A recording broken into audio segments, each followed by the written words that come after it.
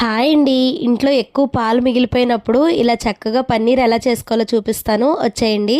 నేను ఇక్కడ 2.5 లీటర్ పాలు తీసుకుంటున్నాను. మరిగించుకొని ఒక పొంగు వచ్చిన తర్వాత ఇలా 2 నిమ్మకాయల నుండి తీసిన రసాన్ని వేసేసుకుంటే ఇలా చక్కగా విరిగిపోతాయి. నేను ఇక్కడ నిమ్మకాయ తీసుకున్నాను, కానీ మీరు ఈ ప్లేస్ లో వెనిగర్ అయినా తీసుకోవచ్చు. పాలు విరిగిపోయాక ఈ స్టేజ్ లో స్టవ్ ఆఫ్ చేసి గిన్నెలో తడి క్లాత్ వేసుకొని విరిగిన పాలంతటిని ఇలా ఫిల్టర్ చేసేసుకుంటే వాటర్ కిందకి వెళ్ళిపోయి పన్నీర్ అంతా పైనుండిపోతుంది కదా.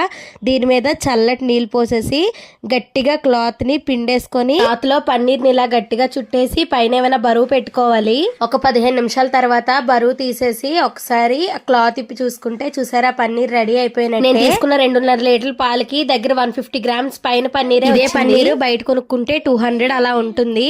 ఇంట్లో స్టాక్ ఎక్కువ పాలు ఉన్నాయి కాబట్టి నేను ఇలా పన్నీర్ చేశాను.